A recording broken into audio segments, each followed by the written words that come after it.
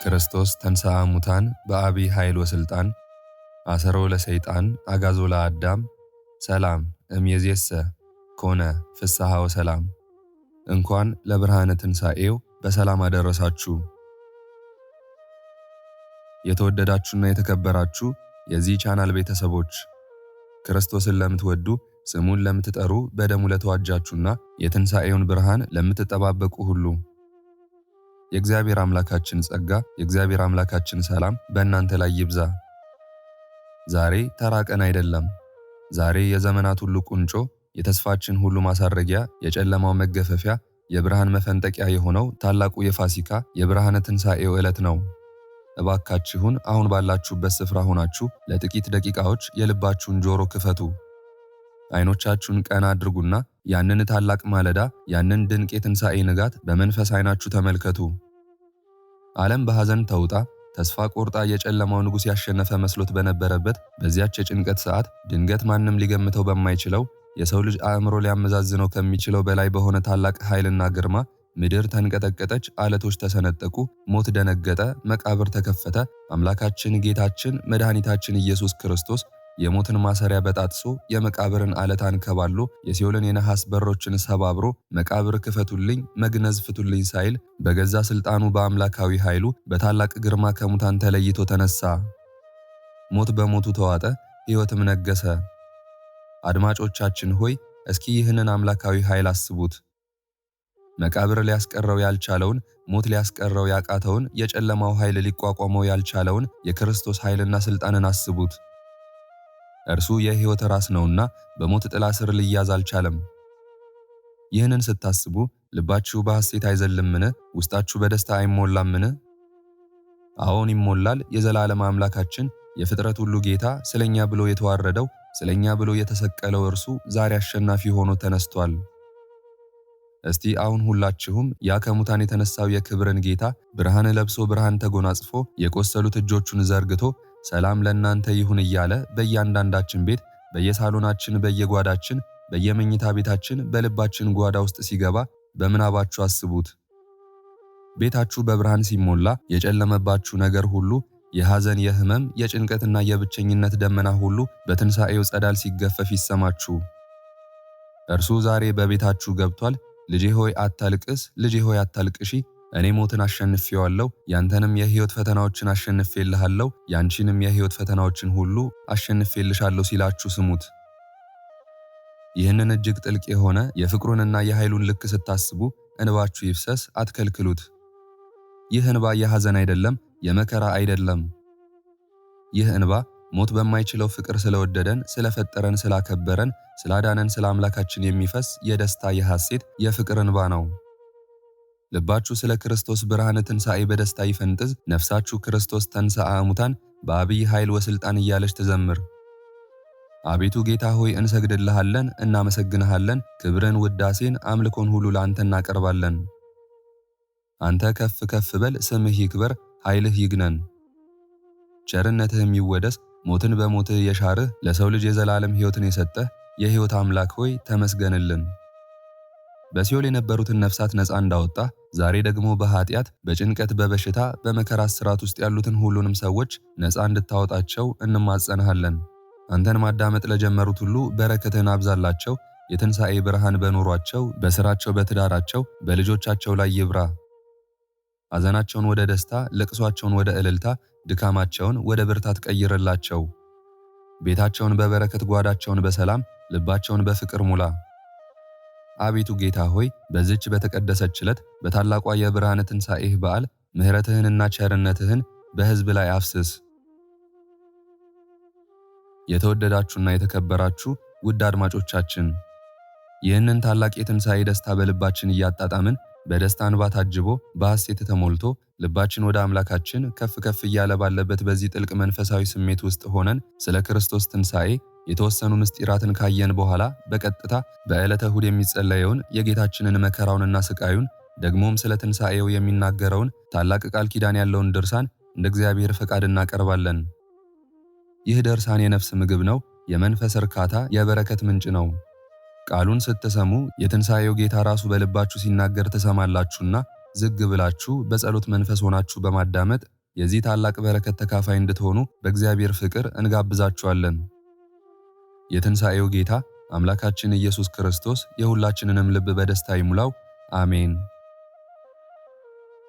ትንሣኤ ተንሥአ ተነሳ ከሚለው የግዕዝ ቃል የወጣ ሲሆን ትርጉሙም መነሳት ማለት ነው።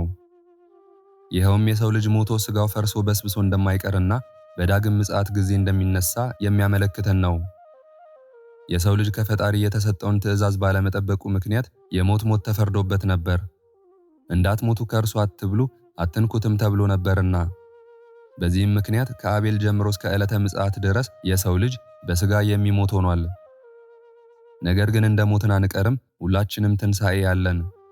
ጌታችን መድኃኒታችን አምላካችን ኢየሱስ ክርስቶስ ከሙታን ተለይቶ በመነሳት የትንሣኤያችን በኩር ሆኗልና።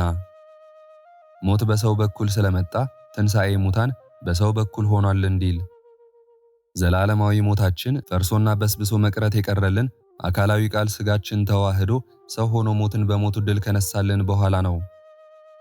ሊቁ ሱኑቲዮ በሃይማኖተ አበው ሞትን በሞቱ ያጠፋልን ዘንድ ክርስቶስ በተዋህደው ሥጋ የእኛን ሞት ሞተ ብሎ እንደገለጠው ትንሣኤና ሕይወት እኔ ነኝ ያለ ጌታ በጥንተ ትንሣኤ መጋቢት 29 ቀን በዕለተ እሁድ ከሙታን ተለይቶ ተነሳ።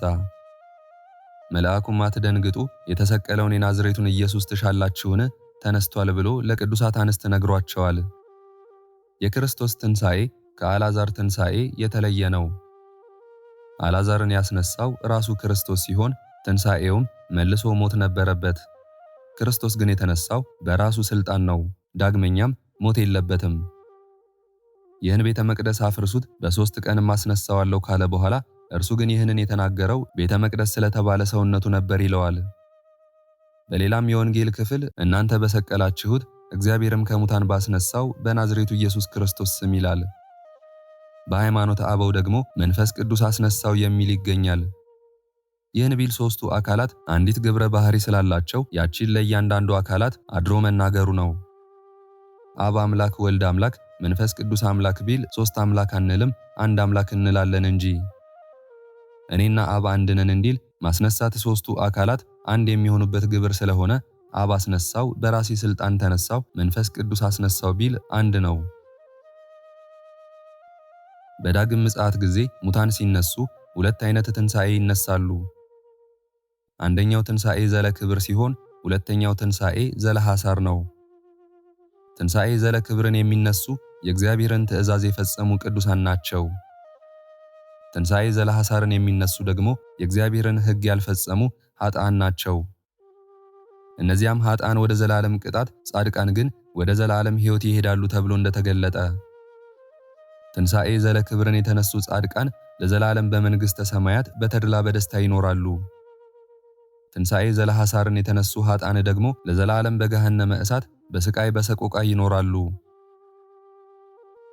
የትንሣኤ ምሳሌዎችን በምንመለከትበት ጊዜ ፀሐይ አንዷ ምሳሌ ነች። ፀሐይ የመውጣቷ የመወለዳችን ምሳሌ ነው። ፀሐይ ጠዋት ወጥታ ስታበራ እንድትውል እኛም ተወልደን በዚች ምድር ለመኖራችን ምሳሌ ነው። በሰርክ ፀሐይ መግባቷ የመሞታችን ምሳሌ ነው። መልሳ ጠዋት መውጣቷ የትንሣኤያችን ምሳሌ ናት። ይህንን ስናነሳ ወፈ ፊንክስን መመልከት ይገባል።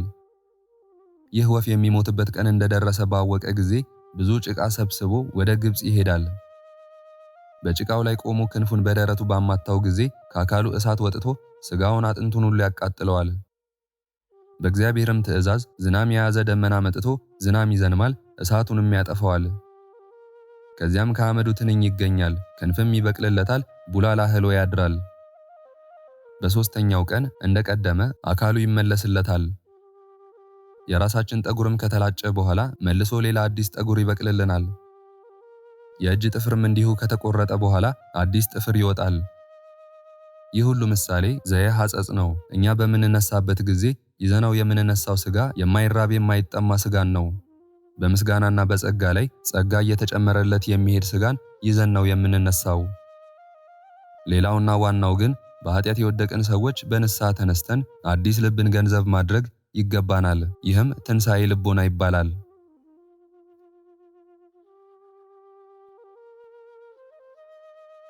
በስመ አብ ወወልድ ወመንፈስ ቅዱስ አሐዱ አምላክ አሜን። የእሁድ ድርሳነ ማሕየዊ ምዕራፍ 1 በአብ በወልድ በመንፈስ ቅዱስ ስም በማመን በዕለተ እሁድ የሚነበብ የሚጸለይ ሰውን ሁሉ የሚወድ ዓለሙን ሁሉ የሚያድን የጌታችን የሞቱንና የመከራውን ነገር የሚናገር መጽሐፍ ይህ ነው። በሰርክም ጊዜ ጌታችን ኢየሱስ በሞቱና በሕይወቱ በመስቀል ላይ ተሰቅሎ 5ቱን ሰዓት ፈጸመ። በሕይወቱ ከቀትር እስከ 9 ሰዓት ቆየ። በሞቱ ከ9 ሰዓትም እስከ 11 ሰዓት ተሰቅሏልና። ከዘመዶቹም ከደቀ መዛሙርቱም ካመኑበትም ሕዝብ ወገን አንድስ እንኳ ከመስቀል የሚያወርደው አላገኘም። አይሁድም ከመስቀል የሚያወርደው ሰው እንደሌለው ባዩ ጊዜ በእሳት ያቃጥሉት ዘንድ ሥጋውን ስጠን ብለው ለመኑት። የጌታችን የኢየሱስ ጠላቶች በዝተዋልና ስለ ክፉ ሥራቸው ስለነቀፍኳቸውና ምስክር ስለሆንኩባቸው እኔን ዓለም ሰው ይጠላኛል ብሎ እሱ በሕይወቱ እንደተናገረ፣ ዳግመኛም እኔን የጠላ አባቴን መጥላቱ ነው ብሏልና። ሌላ ሰው ያልሰራውን ሥራ ያልሰራውላቸውስ ቢሆን በዳኑ ነበር፣ ዕዳም ባልሆነባቸውም ነበር። ዛሬ ግን አዩኝ፣ እኔንም አባቴንም ጠሉ። በከንቱ ጠሉኝ ብሎ በኦሪታቸው የተጻፈው ይደርስ ይፈጸም ዘንድ። ጲላጦስም አይሁድን እኔስ በሕይወቱም በስቅለቱም በሞቱም ጊዜ ይህን ያህል ተአምራት ያሳየ የእግዚአብሔር ልጁን ሥጋውን በእሳት አላቃጥልም አላቸው። ምዕራፍ 2 በዕለተ ዓርብ ምሽትም በተቃረበ ጊዜ ዮሴፍና ኒቆዲሞስ መጡ። ወደ ጲላጦስም ገብተው ረዳት የሌለው መጻተኛ እንግዳ የሚሆን የኢየሱስን ሥጋ ስጠን ብለው ለመኑት። በውርጭና በቁር በመስቀል ላይ የተሰቀለ የኢየሱስን ሥጋ ስጠን፣ የመጣበትና የሚሄድበት የማይታወቅ ብቸኛ የሚሆን የኢየሱስን ሥጋ ስጠን፣ ከመስቀል ላይ ማውረደን ገንዘን እንቅበረው ብለው ለመኑት። ጲላጦስም ይህን በሰማ ጊዜ እንዴት ሞተ ብሎ አደነቀ።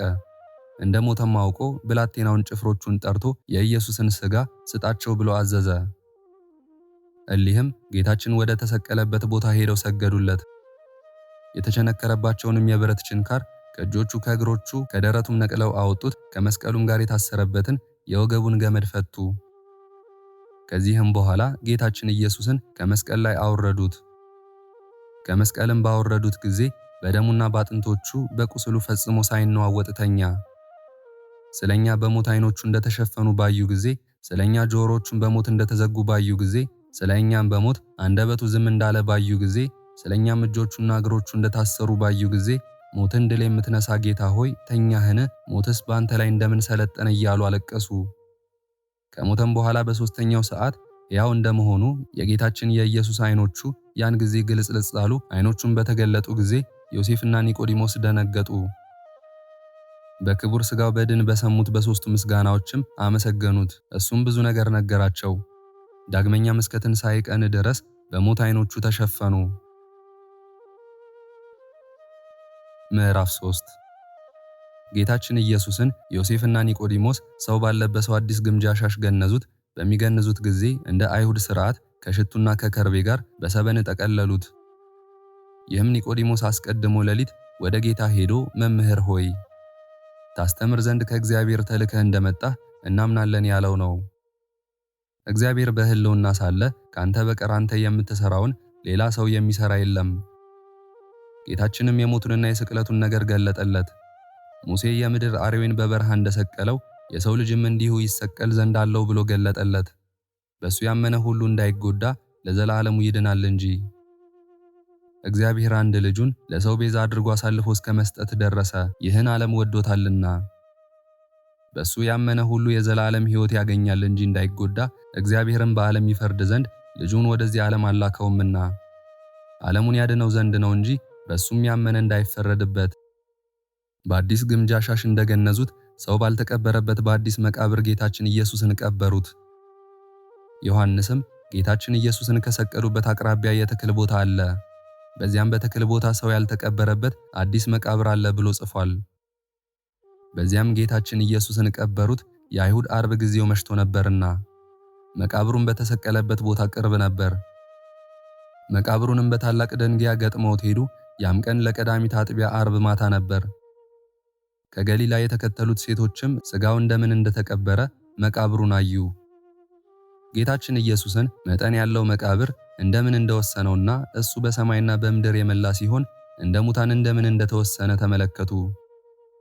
ዮናስ በአንበሪ በጉማሬ ሆድ 3 መዓልትና 3 ሌሊት እንዳደረ የሰው ልጅም በመቃብር 3 መዓልትና 3 ሌሊት ያድራል ብሎ የተናገረው ቃል እውነተኛ ነውና ድንቅ በሚሆን በመቀበሩም ሙስና መቃብርን አጠፋልን። ከዚህ በኋላ የካህናት አለቆችና ፈሪሳውያን ተሰብስበው ወደ ጲላጦስ ሄደው መማለጃ 133 ወቄት ወርቅ ሰጡትና ይህ የሚያስት ሰው በሕይወቱ ሳለ በ3ኛው ቀን እነሳለሁ ያለውን ቃል አሰብን።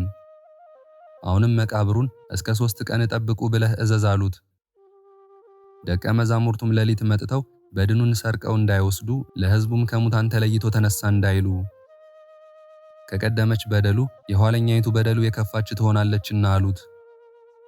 ጲላጦስም መማለጃ ስለተቀበለ የወታደር ጭፍሮች ተቀብላችሁ እናንተ እንዳወቃችሁ ሂዱ፣ መቃብሩን አስጠብቁ አላቸው። የካህናት አለቆችና ፈሪሳውያንም ወታደሮችን ይዘው 99 በሚሆን መቆለፊያቸው መቃብሩን ቆለፉ። አራቱም ሹማምንቶች ከ400 ጭፍራ ጋር የጌታችን የኢየሱስን መቃብር እስከ 3 ቀን ድረስ እየጠበቁ ተቀመጡ።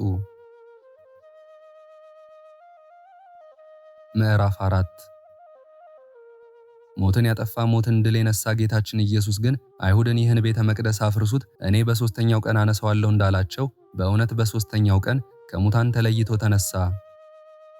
አንበሳ ከተኛበት ፈጥኖ እንዲነሳ፣ ወይን ጠጥቶ የሰከረ ኃይለኛ ፈጥኖ እንዲነሳ በመንፈስ ቅዱስና በአባቱ ኃይል በራሱም ሥልጣን ፈጥኖ ተነሳ። የሞት ቁራኝነትንም አጠፋ፣ ሞት ሊይዘው አይችልምና። የተገነዘበትንም ልብስ ትቶ ልብሰ መንግሥቱን ለብሶ ተነሳ። በተወለደም ጊዜ የእናቱን ማኅተመ ድንግልና እንዳለወጠ በትንሣኤውም የመቃብሩን ቁልፍ አልከፈተም። በተገነዘበትም ልብስ የመቶ አለቃውን ዓይን አዳነ፣ የሞተውንም ሰው አስነሳ። በመቃብሩም ጲላጦስ ከውስጡ በቀበረው ጊዜ ፈያታዊ ዘየማንን አስነሳው። እሁድ ማታም ጌታችን ኢየሱስ ደቀ መዛሙርቱ አይሁድን ስለፈሩ ተሰብስበው ወዳሉበት ከዝግ ቤት ገባ፣ ያረጋጋቸውና ደስም ያሰኛቸው ዘንድ። ጌታችን ኢየሱስም ቸር አላችሁን? አትፍሩ፣ አትደንግጡ፣ እኔ ነኝ አላቸው። እነሱ ግን ምትሃት የታያቸው መስሏቸው ፈጽመው ፈሩ። ጌታችን ኢየሱስም ደቀ መዛሙርቱን ምን ያስደነግጣችኋል? እንደዚህ ያለ ሐሳብ በልቦናችሁ ለምን ያድራል አላቸው። እጄንም እግሬንም ዳሳችሁ እዩ፣ ለምትሃት በእኔ እንደምታዩት ሥጋ አጥንት የለውምና። ይህን ብሎ የተወጋ ጎኑን የተቸነከሩ እጆቹንና እግሮቹን አሳያቸው። ደቀ መዛሙርቱም ጌታችንን ባዩት ጊዜ ደስ አላቸው። ዳግመኛም ቸር አላችሁን? አባቴ እንደላከኝ እኔም እልካችኋለሁ አላቸው። ይህንን ብሎ መንፈስ ቅዱስን አሳደረባቸው። መንፈስ ቅዱስን ተቀብላችሁ ኃጢአትን ይቅር ያላችሁላቸው ይቀርላቸዋል፣ ይቅር ያላላችሁላቸው አይቀርላቸውም አላቸው። ምዕራፍ 5 በ8ኛውም ቀን ሁለተኛ ጌታችን ኢየሱስ ክርስቶስ ለደቀ መዛሙርቱ ከዝግ ቤት ገብቶ ተገለጸላቸውና ቸር አላችሁን አላቸው። ቶማስንም እጅህን አምጣ፣ እጄንም ጎኔንም ዳሰህ እይ አለው። እመን እንጂ አትጠራጠር አለው። ያንንም የጌታችንን ሥጋ ቶማስ ዳሰሰው። አካላዊ ቃል በሥጋው ተሰቅሎ ሳለ ታግሶ የተቀበላቸውን የቅንዋቱን ቦታ አየ። ቶማስም በዳሰሰው ጊዜ ከመለኮትነቱ እሳትነት የተነሳ እጁ ተቃጠለ። ቶማስም ደንግጦ አቤቱ ፈጣሪዬ ጌታዬ አለ። ጌታችን ኢየሱስም አየኸኝና አመንኸኝን? ደጋጎቹስ ሳያዩ የሚያምኑብኝ ናቸው ብሎ መለሰለት። ጌታችን ኢየሱስም በደቀ መዛሙርቱ ፊት በዚህ መጽሐፍ ያልተጻፈ ሌላ ብዙ ተአምራት አደረገ። ይህም የተጻፈው ኢየሱስ ክርስቶስ የእግዚአብሔር የባሕሪ ልጁ እንደሆነ ታምኑ ዘንድ ነው። በሱም ስም አምናችሁ የዘላለም ሕይወትን ታገኙ ዘንድ ነው። ጌታችን ኢየሱስም ከደቀ መዛሙርቱ ጋር እየበላ እየጠጣ እስከ 40 ቀን ድረስ ተቀመጠ። ምዕራፍ 6 በ40ኛውም ቀን በብሩህ ደመና በሰረገላ ብርሃን በመላእክት ምስጋና በነጋሪት ድምፅ በኪሩቤል ላይ ተቀምጦ አረገ። በነፋስም ክንፍ ተቀምጦ ወጣ። በመላእክትም ከተማ 9 ቀን አስተማረ። በመጀመሪያይቱ ቀንም መላእክት ተገዙለት ሰገዱለትም። በሁለተኛውም ቀን መላእክት ሰገዱለት አመሰገኑትም። በሦስተኛውም ቀን አጋዕዝት አመሰገኑት ሰገዱለትም። በአራተኛው ቀን መኳንንት አመሰገኑት ሰገዱለትም። በአምስተኛውም ቀን መናብርት አመሰገኑት ሰገዱለትም። በስድስተኛውም ቀን ኃይላት አመሰገኑት፣ ሰገዱለትም። በሰባተኛውም ቀን ሊቃናት አመሰገኑት፣ ሰገዱለትም። በስምንተኛውም ቀን ሱራፌል አመሰገኑት፣ ሰገዱለትም። በዘጠነኛውም ቀን ኪሩቤል አመሰገኑት፣ ሰገዱለትም። በማድረጉም የሰማይን ጎዳና ጠረገልን፣ የሰማይንም በር ከፈተልን። በአስረኛውም ቀን በአባቱ ቀኝ በልዑል ዙፋን ተቀመጠ። አባቱ እግዚአብሔር አብ ልጄ በቀኝ ተቀመጥ ብሎታልና መንፈስ ቅዱስም በቀኙ ያለ ነው። በጌትነቱም ወደ ሰማይ እንዳረገ ዳግመኛም በጌትነቱ በአባቱም ጌትነት ይመጣል። በመንፈስ ቅዱስ ጌትነትም ይመጣል። እልፍ አእላፋት ወትእልፊት በሚሆኑ በመላእክት የተመሰገነ በሰማይ ደመና ይመጣል። በመብረቅም ከምስራቅ እስከ ምዕራብ አንድ ጊዜ እንደሚታይ ይመጣል። ከመስቀሉም ከችንካሩም ከእሾህ አክሊሉ ጋር በተወጋበትም ጦር ሐሞትም ከጠጣበት ጋር የተቸነከሩ የእጆቹም የእግሮቹም ደም እየፈሰሰ የተወጋ ጎኑም ደም እየፈሰሰ ለዘላለም የሚሆን ቸርነቱን ለመፈጸም ይመጣል። ምዕራፍ 7 ጌቶቼ አብ መንፈስ ቅዱስ ሆይ አደራ እላችኋለሁ። እመቤቴ ማርያም አንቺንም እማልድሻለሁ፣ ቃል ኪዳንም ግቢልኝ እልሻለሁ። በነፍሱና በሥጋው በተቀበላቸው መከራዎች ሁሉ በመቸንከሩም የእሾህ አክሊል ተቀዳጅቶ በመሰቀሉ በሞቱም ወደ ሲኦል በመውረዱ በጦር በመወጋቱ ጌታችን ኢየሱስ ክርስቶስ በመቀበሩ ኃጢአታችንን ሁሉ ይቅር ትሉን ዘንድ ከኃጢአትም ፍዳ ሁሉ ታድኑን ዘንድ ለዘላለሙ አሜን። መስቀልን ታግሰ በመስቀል ላይ 5 ሰዓት የቆየህ ክርስቶስ በሕያው ሥጋህና በሞተ ሥጋህ ለአይሁድ 40 ዘመን እንደሰጠህ የንስሐ ዕድሜን ስጠን፣ በድንገትም አትግደለን።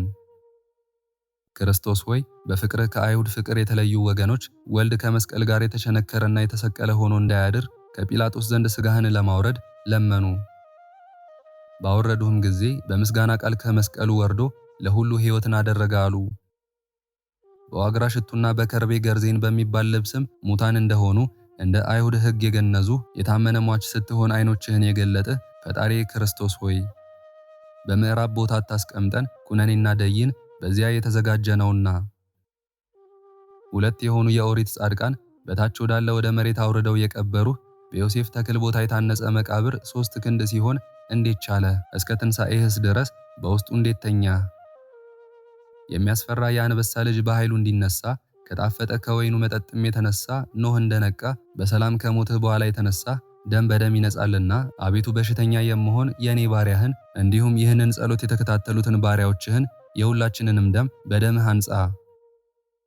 በታላቅ ምስጋና ያረግህ የሚያቃጥል የአየር እሳትም እርገትህን ያልከለከለህ በአራተኛ ሰማይ ውስጥ የምትኖር ክርስቶስ ባለቀሰው ለቅሶ ሀገርን ባየሃት ጊዜ በደለኛ ሰው የምሆን እኔን እንዲሁም ይህን ጸሎት የተከታተሉትን ሁላችንንም በማየ ንስሐ እጠበን ከኃጢአትም አንጻን።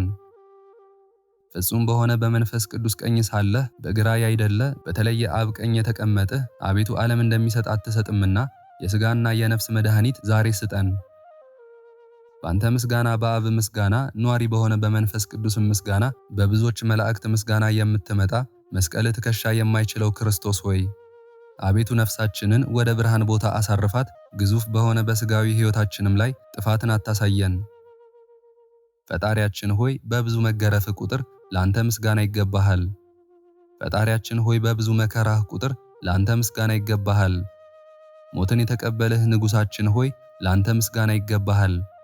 ጌታችን ኢየሱስ ክርስቶስ ሆይ ኃጢአታችንን አስተሰርይልን፣ በደላችንንም አጥፋ፣ የእኛን የባሪያዎችህን የዕለት ጠላቶቻችንንና ጥንተ ጠላቶቻችንን አስታግስልን። ለዘላለሙ በእውነት ይሁን በእውነት ይደረግልን። ክብር ምስጋና ይሁን አንድ አምላክ ለሆነ ለአብ ለወልድ ለመንፈስ ቅዱስ ዛሬም ዘወትርም እስከ ዘላለም አሜን። የዛሬውን መርሃ ግብር በዚህ መልኩ ጨርሰናል። ዘወትር የምንለቀውን መርሃ ግብር እንድትከታተሉ ሳትሰለቹም ሰብስክራይብ፣ ላይክ እና ሼር እንድታደርጉ እኔንም ይህን ጸሎት የተከታተሉትንም በያላችሁበት በጸሎታችሁ እንድታስቡን በጌታችን በመድኃኒታችን በአምላካችን በኢየሱስ ክርስቶስ ስም እጠይቃለሁ። እግዚአብሔር አምላካችን እስካሁኗ ሰዓት ጠብቆ ለዚህ ያበቃን የአባቶቻችን አምላክ ልዑል እግዚአብሔር ስሙ ፈጽሞ የተመሰገነ ይሁንልን። እመቤታችን ቅድስት ድንግል ማርያም ዘላለማዊ ስሟ የተወደደ ይሁንልን። ጻድቃን ሰማዕታት፣ ቅዱሳን መላእክት እንደየክብራቸውና እንደየማዕረጋቸው የከበሩ ይሁኑልን። ይህንን ጸሎት ምስጋና ወይም ቃል እግዚአብሔር በቅርብም በአካል በሩቅም በያላችሁበት ስትከታተሉ ለቆያችሁ በኋላም ለምታደምጡ በአሜነ በረከት ለተሳተፋችሁ በሙሉ በጸሎት እንድናስባችሁም ለጠየቃችሁን ወልደ ሰንበት ጽጌ ማርያም፣ ፍቅርተ ጊዮርጊስ፣ አመተ ማርያም፣ ወለተ ማርያም፣ ወለተ ሚካኤል፣ ወለተ ስላሴ፣ ገብረ ስላሴ፣ ወለተ መድህንና ገብረ መድህን፣ እህተ ማርያም፣ ወለተ ቂርቆስ፣ ወለተ ሐና፣ ገብረ እግዚአብሔር፣ ገብረ ስላሴ፣ ገብረ ማርያምና ወልደ ስላሴ፣ ወለተ ስላሴ፣ እህተ ማርያም፣ ወለተ ስላሴ፣ ወልደ ያሬድ፣ ወለተ መድህን፣ ገብረ መድህን፣ ወለተ ስላሴ፣ ወለተ ሰንበትና ገብረ ማርያም፣ ወለተ ጽዮንና ወለተ ጻድቅ፣ ወልደ ሚካኤል፣ ወለተ ኪዳን፣ ጽጌ ድንግል፣ ሴቴ፣ ወለተ ሐና፣ አስካለ ማርያም፣ ጸጋ፣ ወለተ ማርያም፣ ፍቅረ ማርያም፣ ወለተ ስላሴ፣ ወለተ ማርያም፣ አመተ ሚካኤል፣ ወለተ ሰንበት፣ አጸደ ማርያም፣ ሐና ማርያም፣ ጽጌ ማርያም፣ ወለተ ስላሴ፣ ሩተ ሚካኤል፣ ፍቅርተ ማርያም፣ ሚካኤል፣ ኃይለ ገብርኤል፣ እህተ ማርያም፣ ዕቁበ ማርያም፣ ማርታ፣ ወለተ ሚካኤል፣ ፍቅረ ሚካኤል፣ ኃይለ ሚካኤል፣ ትርሲተ ሚካኤል፣